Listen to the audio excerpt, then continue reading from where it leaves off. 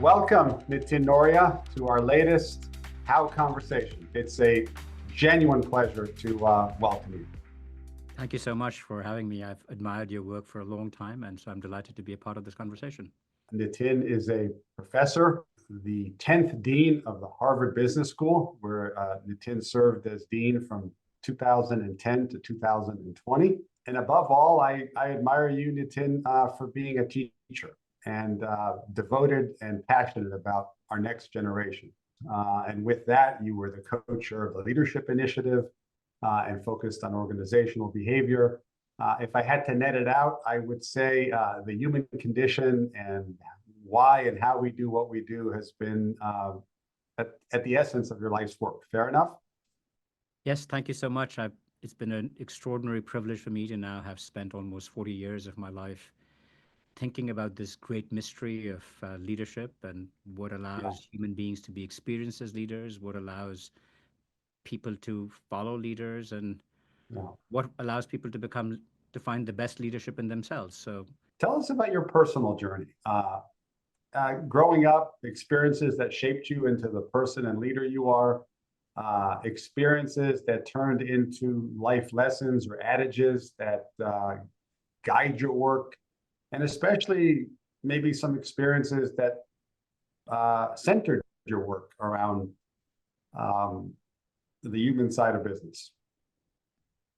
So I was born and brought up in India and had was very fortunate. I often say that the greatest lottery in life is the lottery that determines who your parents are. Uh, and my father was one of six children, and uh, the only one of six children in his family to ended up getting a college education, going abroad, and as a result, uh, just the arc of his life changed, and the opportunities that he was able to give me and my sister and our family were just fundamentally different. And so I've very early on came to just appreciate how much education can change the opportunities that any human being is given. And so it probably became the most profoundly important value in my life, which is get a good education, determined to get the best education that you can, and if anything, try and build on the foundations that my father gave me to uh, do better yet. And so he ran a company that was involved in the electrification of India at a time when that was a very important goal for the country. India was uh, less than 50% of the country had electricity. So he was part of the project to bring electricity into homes in India. So built a company that had motors, transmission systems, substations. So I ended up traveling with him as new plants were being built in different parts of the country, and they describe how this company had changed their lives, how it had brought them opportunities that they could not have imagined in their lives. So very early on, it made me realize that business can be a powerful force for good in society. What about those experiences informed your choice to be a scholar and professor and teacher as opposed to a more conventional businessman? So I'll be honest, I'm an accidental academic. My initial goal when I left India was I wanted to be an entrepreneur. My father uh, been, uh, had served entrepreneurs Yeah. as an employee, and I felt like, okay, maybe the next thing that I should achieve is to become an entrepreneur and build a business of my own in India. So, like any innocent person who thought about at that age, the place where you made money was to go to America, right? Like that was the great American dream. My aspiration was to go to America, make some money, and accumulate some capital, and come back to India and build a company. Uh, so I wanted to do an MBA, and sometimes uh, life is just full of so many moments in which you just have to get lucky. I only got one scholarship out of all of the places I applied to. It happened to be at the institution that I most wanted to attend. So, Mm. again, an extreme coincidence that I got into the PhD program at MIT, and it was the only place that gave me a scholarship. And that began a journey that led me to even begin to imagine the opportunity to be an academic. And looking back over those 40 years, what has that career at its core been about? I think my career at its core has been about exploring this, what I really do think of as this extraordinary mystery of what makes human beings tick, what makes leaders become leaders. Uh, and it feels like there's just infinite curiosity to apply here. In this sphere, it's been 40 years, the mystery continues, but are there some pillars, some things that you feel more confident in saying form what any framework of what you consider good moral leadership is about? Do you have some fixed points? I think leadership at its core is about competence and character. And it's about both. And it's really important that we emphasize both, right?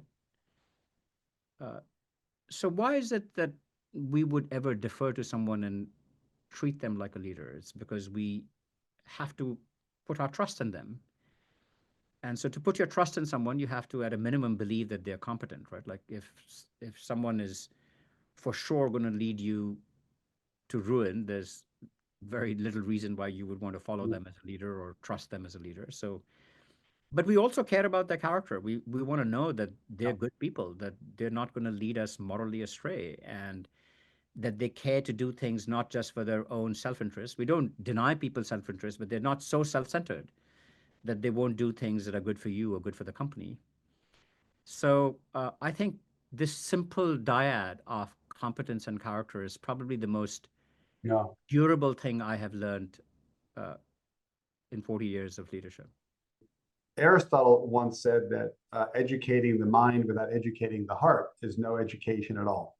And I know that as an educator, you've combined competence and character by educating both the mind, because Harvard Business School does educate the mind and creating excellence from an understanding of dimensions of business, but educating the heart. How have you gone about educating the heart, the seat of character, if you will? Dean Clark, who was then the dean, said to me, we had just finished the kind of crisis of Enron had just occurred. And some of the principal characters in that story were Harvard Business School graduates. Jeff Skilling was a graduate of Harvard Business School. So Kim said, we need a course that reminds people that the world will judge them as much for their character as for their competence. And while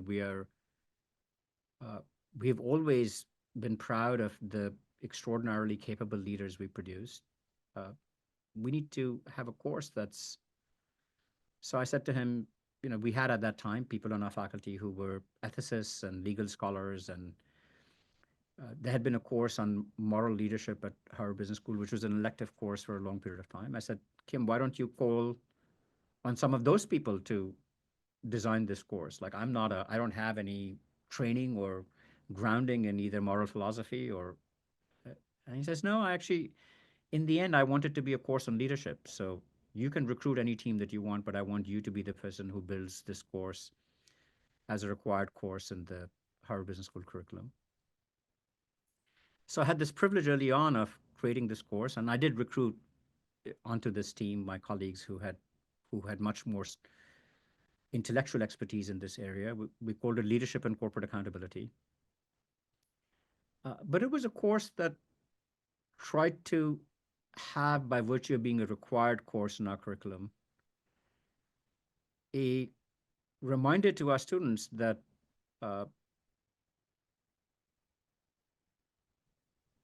that the greatest mistakes they would make in life would be moral mistakes. And if they made moral mistakes, the difficulty of recovering from a moral mistake was much greater than the difficulty of recovering from a business mistake.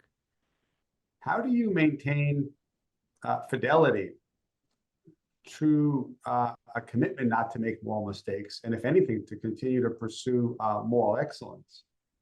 in a context where you're in some zone where business, through budgeting, planning, and controls and spreadsheets, we're going to just superimpose outcomes in a more amoral way.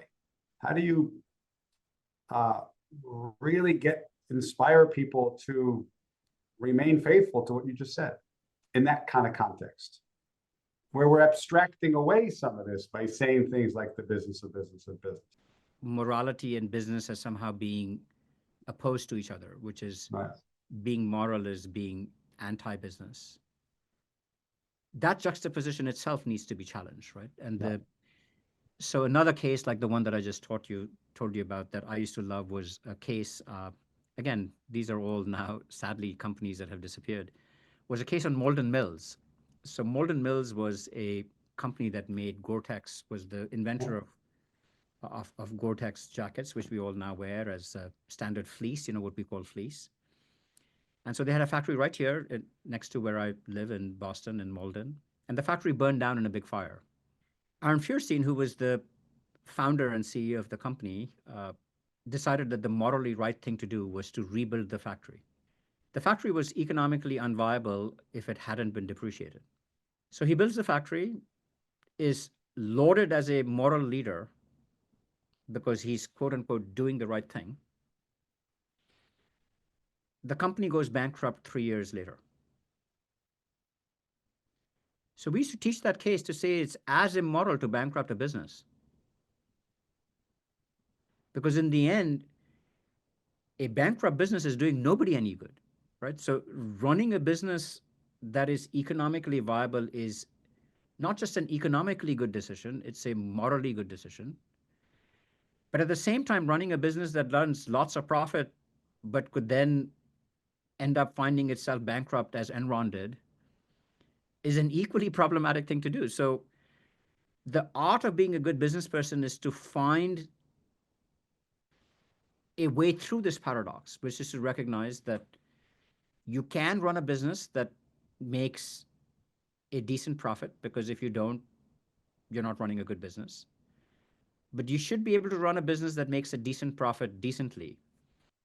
As dean, you obviously had a extra hard leadership challenge, because there are leaders who try to embody the kind of leadership that you've been speaking about, but they're doing it with an org chart that has straight lines and very few dotted lines, straight lines. You were leading in the matrix of all matrices, right? Other tenured professors and administration and staff and members of the community had their opinions as to what Harvard Business School should and should not be doing. Yeah, my tenured faculty always reminded me that I worked for them. They didn't work for me, and they were correct. So with that, since you humbly say they were correct, what did you learn of leadership when you didn't get to pull the "I know that you know that you know that I know that you report to me" lever? What lessons did you learn that you can impart around leading when you're not formally in a superior position? See, I think that here, in introducing me, you said, and I know from your work too, Dov, that you have spent a lot of time thinking about this too, which is you have to deeply understand what motivates human beings. And my general belief is that, and there are exceptions, I don't want to sound Pollyannish, the vast majority of people want to do things that inspire them. Yeah. Right? It makes them feel good about themselves the next day. It makes them feel that what I'm doing makes a difference. They want to get ahead. But if they can get ahead in a way that also allows them to have broader impact that is meaningful, and if they can feel that they can get ahead in a way in which they can be a part of a team and they can be a part of a larger institution that gives them meaning in life and that gives their work, magnifies their work, makes their work feel more purposeful, I think people want that, right? So you have to, especially in flat organizations, and I believe, by the way, most people, even in hierarchical organizations, would be better served if they recognize that their hierarchical power has much less potency than their inspirational power. So if they actually realize that if they could inspire people to do the same thing that they could get them to do with authority, they will get so much more from their people if they could actually inspire them to do that Yeah. work. But it does help for people to at least know that these are the 4 or 5 things that as an institution, I would love for us to find a way to advance, right? So I had these 5 I priorities very early on in my time at the school. I didn't come up with these 5 I priorities on my own. These were priorities that reflected a critical mass of people at Harvard Business School who said, if I was dean, these are the priorities I would pursue. So I chose those 5 priorities because there were at least 20 or 30 faculty members and staff members at our school that were excited about them. And so there was enough opportunity in these 5 priorities for everybody to find something that could be meaningfully important to them and could be important to the institution. And then the question was just to find a way to make that match, to find the right way for people to give that expression, and then to support them fully in any way I could to allow them to make progress. And I actually, these essential ideas or convictions you have, you've been building on them. I mean, you recently wrote an article in the Harvard Business Review with Tom Brady on the art of leading teammates. And teams have captains, they have people and coaches, and there are people in formal positions. And you wrote, nothing of significance in life is achieved alone. To do great things, we rely on teammates, and to win, team leaders must find ways to draw on the best physical, mental, and emotional performance from the players working with them. And now we're in a world where the locker room is not locked. We're doing this where in a transparent world where we see into the innermost workings of how teams operate. So how does a team leader who has formal authority, they could be captain, coach, do the things that keep a team together and focused on their pursuit of significance when they're being watched so closely? And how do they more specifically embed the trust and not just speak of values, but translate the values into ways of behaving and create connections so that shared goals can be achieved? What tell us a bit more about your playbook for that. So, meeting Tom Brady, who I first admired as a person who grew up in Boston and gave us 20 years of extraordinary football, and then having the opportunity to talk to him not about football but about leadership was an interesting experience. And he said 2 very simple things, and at some level we all understand that, right? Like, we all understand the person who puts the team first versus puts themselves first. It's not a complicated thing. Like, you just know, you can go to any organization, any team, and it takes 10 seconds to figure out who that person is. Who's the person who's in it because they want the team to win versus who's the person who's in it because they want their stats to look good. And Tom has great stats, but what he said is, in the end, the only stat that matters is winning 6 Super Bowls. And I think people understood that about him, right? Like, that winning together as a team was far more important than any individual statistics that he had.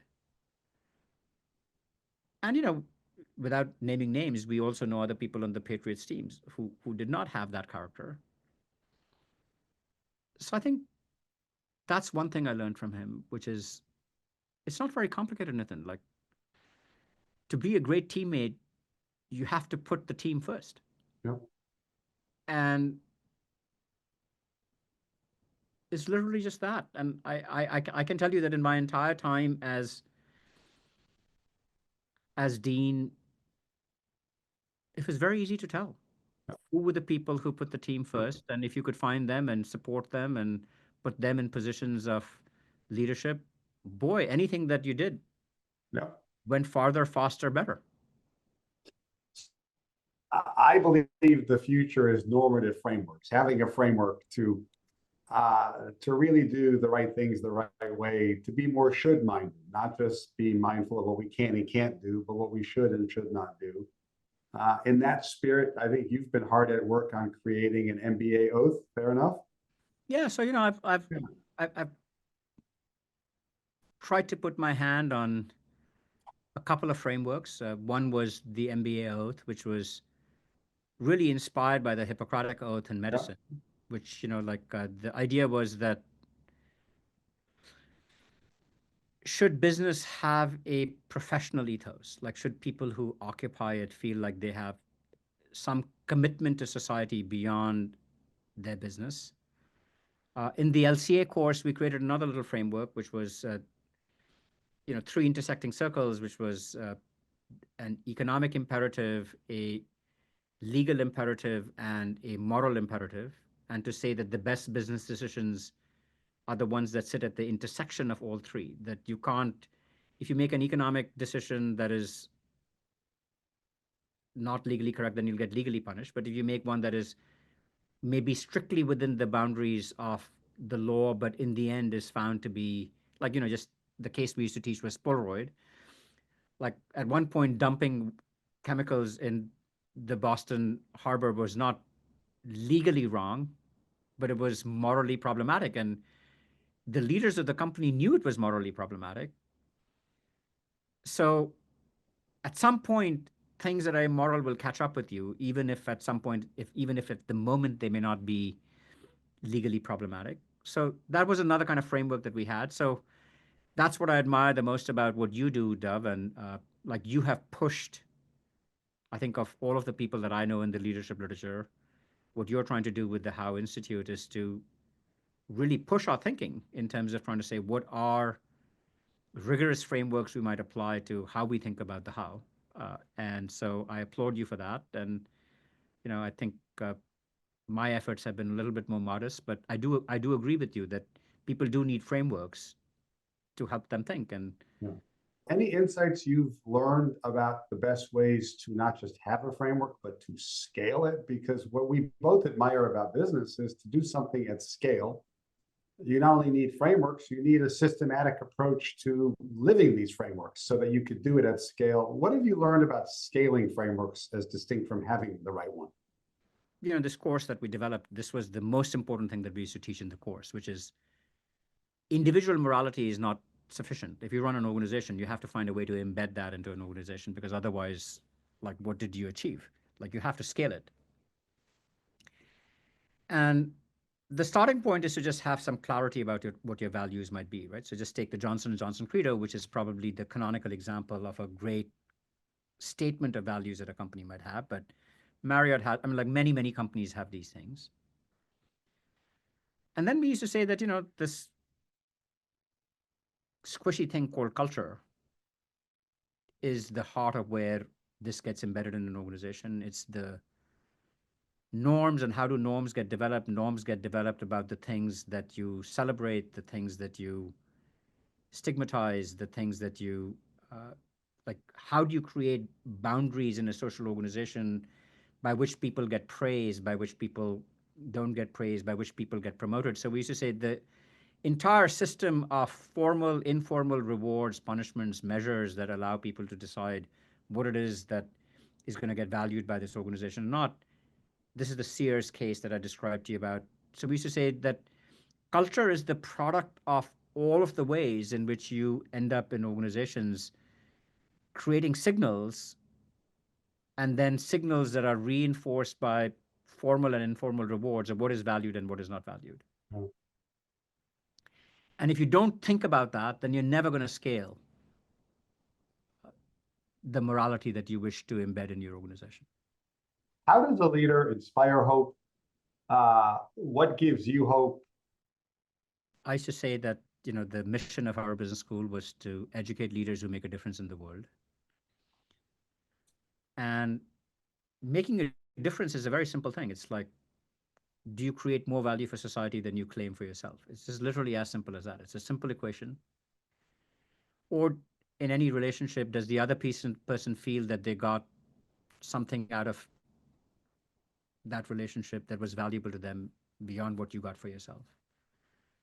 So I should say to people, the opportunity to create value is limitless. Like we live in a world in which there's permanent hope, because if it's just as simple as that, which is every encounter that you have, can you make the other person just feel good about that encounter? Can you make them feel energized? If you leave them feeling energized, you've made a difference. I end where I began, with a spirit of admiration of you first and foremost as a teacher, of helping guide so many leaders into the world to do the right things the right way. And just thank you for imparting so much wisdom. Thank you, Thank you Nitin. so much. Thank you. You take care.